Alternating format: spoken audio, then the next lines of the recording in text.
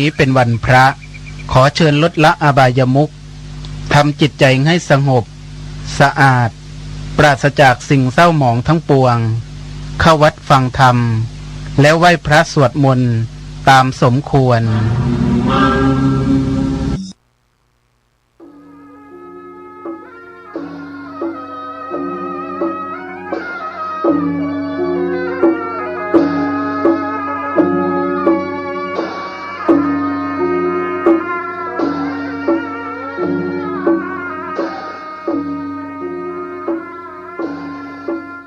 ยัมปิพุทธังสรณังกัจฉามิโยทักขิไนโยอัญจลิกาละนิโยอนุตตะลังปุญญเขตังโลกัสสาติกราบหนึ่งกราบสองกราบสามไปฟังใกล้ฟังเบื่อเนอะฟังไปเรื่อยๆจะได้มีความรู้ความเข้าใจโดยที่เราบ่ต้องไปศึกษาเล่าเรียนที่ไหนอยู่บ้านฟังเอาก็ได้เนี่ยการโดยฟังไปโดยเพราะว่าตื่นมาแล้วไปฟังอย่างเดียวก็เสียเวลาทำงานโดยอันใดเป็นหน้าที่ที่เราจะต้องทำล้างถ้วยล้างจานกาซักผ้าซักครัวกาดังไฟนึ่งข้าวหุงแกงกากวาดบ้านกวาดจองกาหน้าที่เขาจะต้องทำจัดนักเพราะว่าแขนก็ดีขาก็ดีแข้งก็ดีถ้าบ่ทำงานมันจะทักคำว่าทักนี่คือมันจะปวดเนื้อปวดตัวปวดตามข้อตามเอวปวดตามลำคอ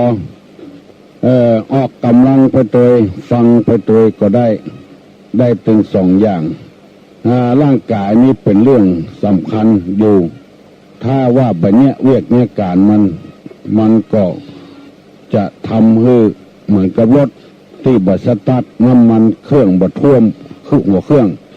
ก็จะทำให้มันแห้งมันลำบากคนเราต้องไหวเนื้อไหวตัวพ่องทำการทำงานพ่องร่างกายนี่เป็นเรื่องสำคัญกูอย่างถ้ามันปวดนั่นปวดนี่ก็บ่ม่วนทางใจถ้ามันบาดสบายเป็นเมื่อยเป็นไข้ก็ทำให้จิตใจนี่อ่อนแอลงไปการฟังเทศนี่เป็นเรื่องของทางจิตทางใจ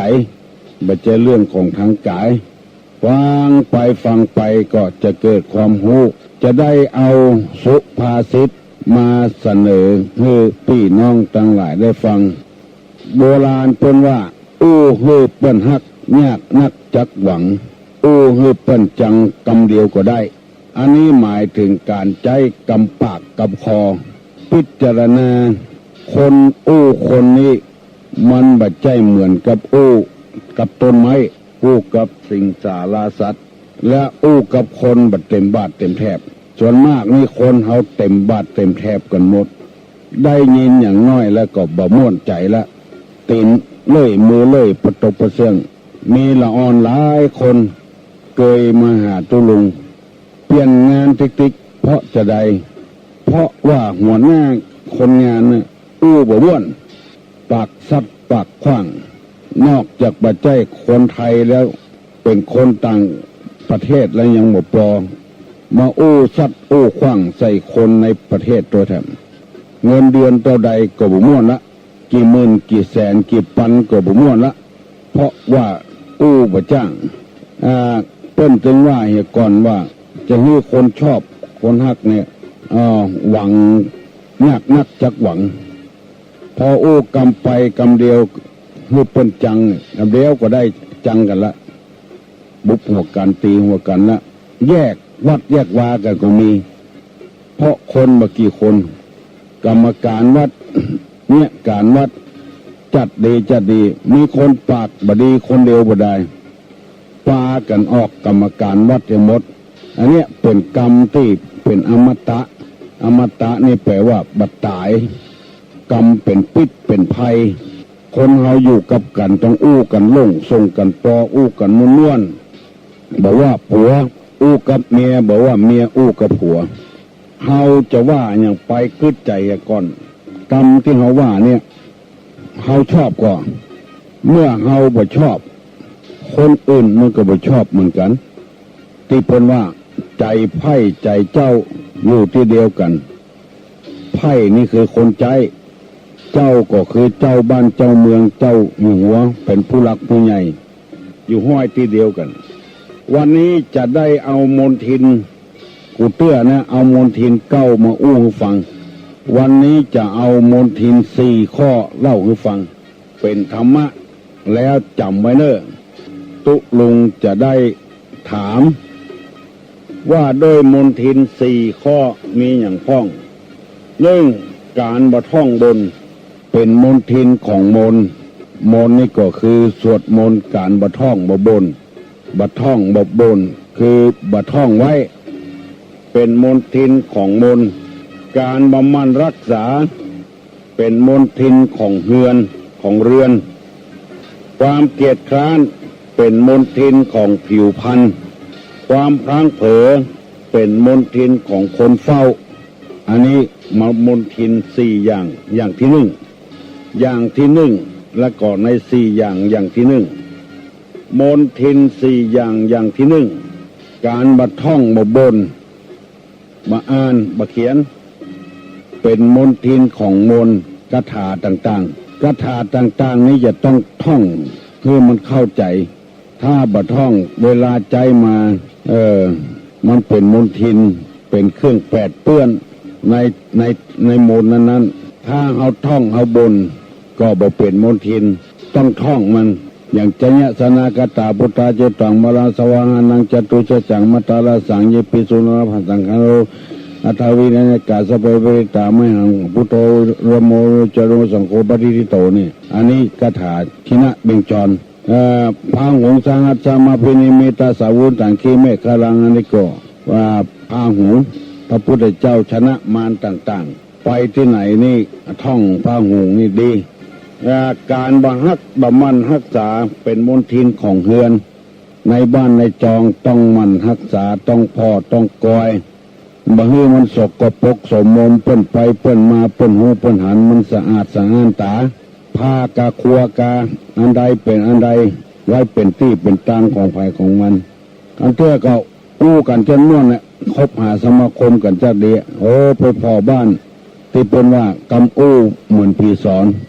ไปพอที่นอนเหมือนหางแห้งเพราะฉะนั้นในบ้านในจองก็จงปฏิบัติรักษา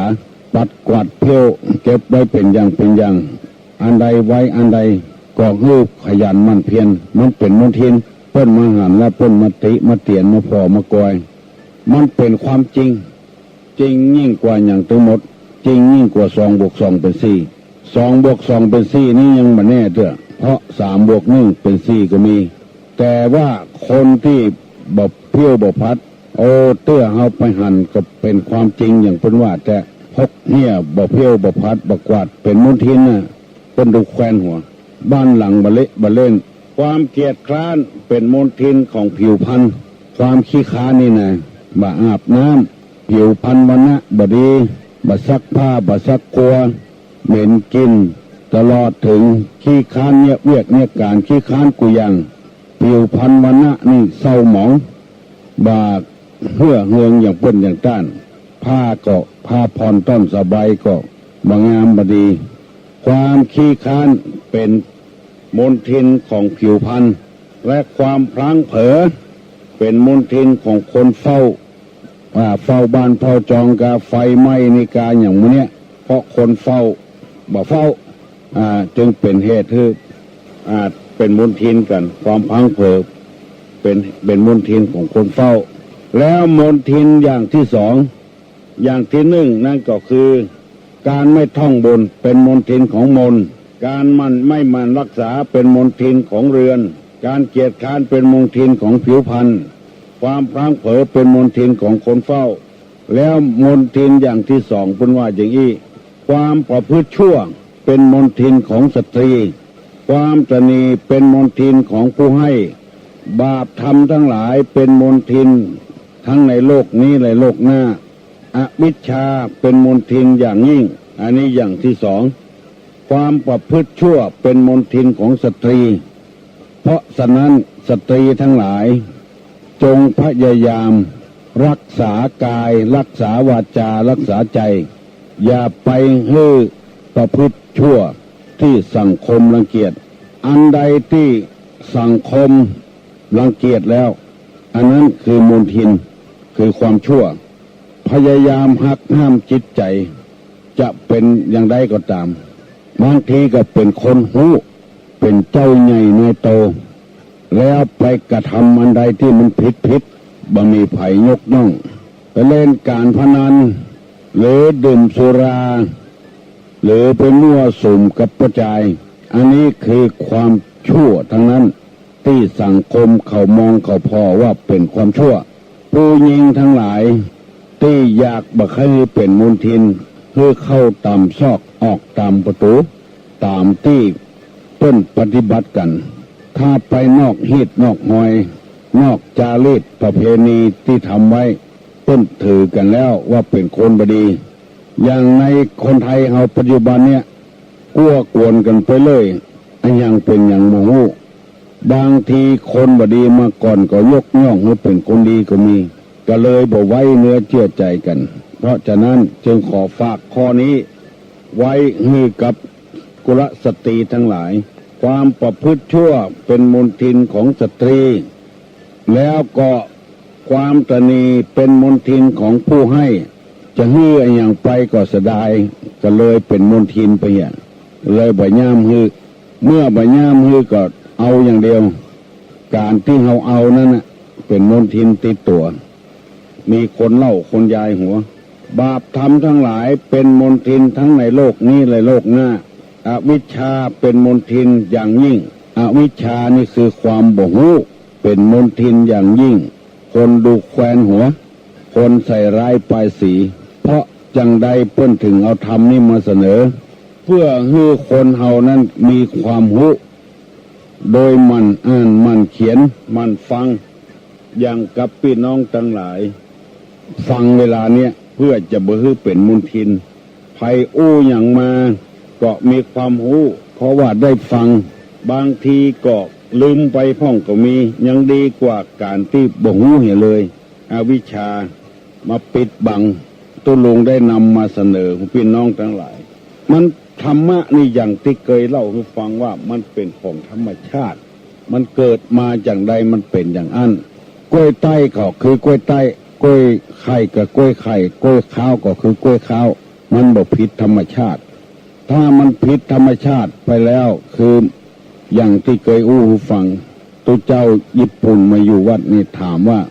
กล้วยหอมกล้วยข้าวเนี่ยที่ญี่ปุ่นมีก็เป็นว่าบอกพอมีก็มีกับต่างประเทศส่งเข้าไปขาย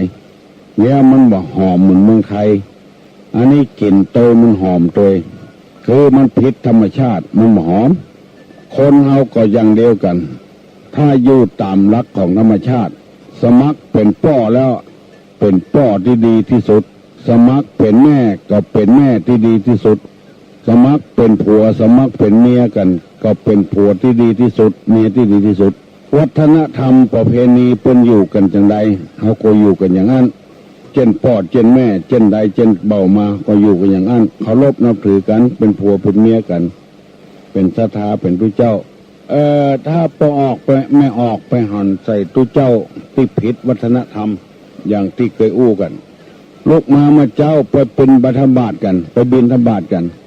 อันนี้กินข้าวง่ายแล้วไปบิณฑบาตอันนี้คือผิดวัฒนธรรมผิดประเพณีผิดธรรมชาติศีลธรรมก็อย่างเดียวกันถ้าเดินต่างไปตัวกันลุบมันม่วนมันต้องมีสูตรมีอย่างละถึงเข้าใจกันคนเดียวกันหมอนั้นเปลี่ยนนั้นหมอนั้นเปลี่ยนนี้สมมติว่าจะมีงานบวชคนก็ตึงหูกันแล้วจะนี่อย่างพ่องจะแห่การลูกแก้วการอย่างการไปเซาะกันมาคนเดียวจะขึ้นทันใหม่มีงานศพงานซากต้องคนแหลบดอกไม้การอย่างการมีดยับไปตัวเอาไปช่วยการช่วยงานถึงหัวคนเดียวบ่ต้องมีสูตรอะไรอย่างที่จะต้องไปเปิดหาสูตรอย่างแกงเนี่ยถึงวันเนี้ยพอออกไม่ออกเขาเนี่ยกินเนี่ยถึงวันเนี้ยบ่มีสูตร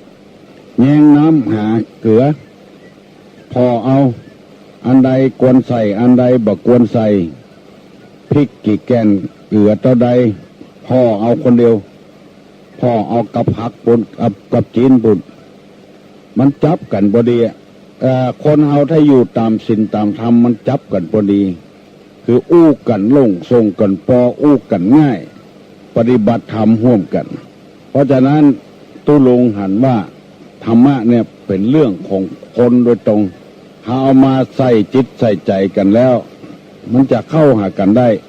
มันบัดแตกบัดแยกกันอย่างทุเจ้าวัดใต้วัดเหนือกาต่างจังหวัดต่างอำเภอมา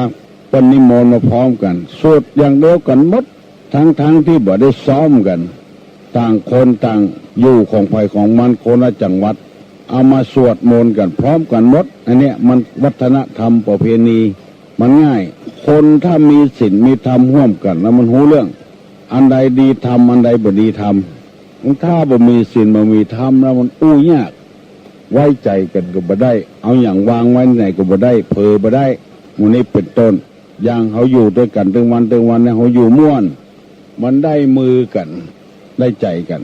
เอาละพี่น้องศรัทธานาบุญทั้งหลายตุลุงได้นำเอาธรรมะมาเสนอวันน้อยนักแต่ก็บอกให้ได้มันจะนักเกินไปจะเอาเรื่องเบาๆมาเล่าให้ฟังแถมมาอู้มาจ่ากันแถมคือคนมันคิดมาเดินทางตัวกันมาคิดที่จะทำให้บ้านเมืองมันเจริญอย่างเงี้ยไอ้ยังก็ไปคัดไปค้านกันเนี่ยปตกปเสี้ยงแทนที่จะเจริญก็บ่เจริญมาฟังกรรมกันในอปริหานิยธรรมกล่าวไว้ว่าธรรมที่เป็นฝ่ายเจริญฝ่ายเดียวเรียกว่าอปริหานิยธรรมมันประชุมกันเนืองนิดประชุมกันบ่อยๆฟังกันบ่อยๆสองเมื่อประชุมก็พร้อมเพียงกันประชุมเมื่อเลิกประชุมก็พร้อมเพียงกันเลิกสามไม่บัญญัติสิ่งที่ได้บัญญัติไว้แล้วอันเนี้ยมันคาดกันตลอดเวลาประชุมก็บอกไปบอกหูเรื่องตัวเปิ้นประชุมก็บอกครบไปกำเดียวเซนจื้อก็แอนไฮแซบบอกหูเรื่องตัวเปิ้นแล้วก็ลุกอำนาจแก่ความอยากที่เกิดขึ้นอย่างเกิดขึ้นตรงวันเนี้ยลุกอำนาจใครเนี้ยอย่างก็เนี้ยเสียเวลาเสียการเสียงานทำให้ประชาชนบักเคารพบักศรัทธาเหนื่อยหน่ายจวนกันทำบดีบดักหน้าที่จะจวนกันทำการทำงานช่วยเหลือชาวบ้านพี่น้องโดนสึนามิ6 จังหวัดภาคใต้วุ่นวายกันหน้าที่จะจวนกันช่วยพี่ช่วยน้องต่างนี้ก็บ่ช่วยแน่ก็จะพอความผิดกันแล้วก็ก่อวอดประท้วงกันอย่างเดียวอย่างอื่นบ่ช่วยโรคไข้หวัดนกเกิดขึ้นหน้าที่จะช่วยกันยุกกันยาช่วยบ้านช่วยเมืองแบบนี้อย่างสักอย่างเกิดความมุ่งวายใน3 จังหวัดภาคใต้ก็บ่ช่วยอย่างแน่ก็จะประท้วงแน่ก็จะพอจะควยอันนี้มันหาความเจริญบ่ได้เหมือนกับในบ้านในจองเฮาก็เหมือนกันผัวก็แน่ว่าเมียก็แน่ว่าผัวมันบ่เจริญได้ง่ายๆตุเจ้าก็แน่ว่าศรัทธาก็แน่ว่าตุเจ้าตุเจ้าเมื่อเนี้ยมันปราบไปตัวกันมือบ่ช่วยกันเนี่ยกันทำที่เป็นว่าเป็นไฟเหือกันบ่ไฟเอาตีนไปจมน้ำเหือล่มหาความสุขบานหวานใจบ่ได้หาความเจริญบ่ได้ตัวกันไปนั่นก่อนช่วยกันผัวก็ช่วยเมียก็ช่วยผัวลูกเต้าก็ช่วยพ่อช่วยแม่บ่พอกันบ่ได้ในบ้านในจองก็อย่างเดียวกันอบต.พ่องแก่พ่องเพิ่นพยายามจะทำกำจัดขยะขี้เหยื่อมันเหี้ยหายาหยาดแบบเนี้ยหยังสักอย่างแน่กัดติอย่างเดียวว่าอย่างเดียวแก่คนนั้นก็บ่ดีแคว้นคนนั้นก็บ่ดีไปหมดมาช่วยกันแล้วก็ไปว่ากันมูนี้เป็นต้นพนมมือขึ้นเน้อตุลุงจะฮือปอนแล้วอายุวัฏโกธนวัฏโกสิริวัฏโกยัสสะวัฏโกปะละวัฏโกวันนะวัฏโกสุขะวัฏโกโหตุสัพพตาทุกขโลกาพญาเวลาโศกาจันตุจุปัตตวาอเนกาอันตรญาปิวินาสันตุจเตจสาจ ใจยะสิทธิธนังลาพังโสถีพระกัญญังสุขังพลังสิริอายุจวันโนจะโพกังวุธีจยะสวาสตาวาสาจะอายุจจีวะสิทธิปวันตุเตวุธาปจายโนจตาโลธรรมาวัฏันติอายุวันโนสุขังพลัง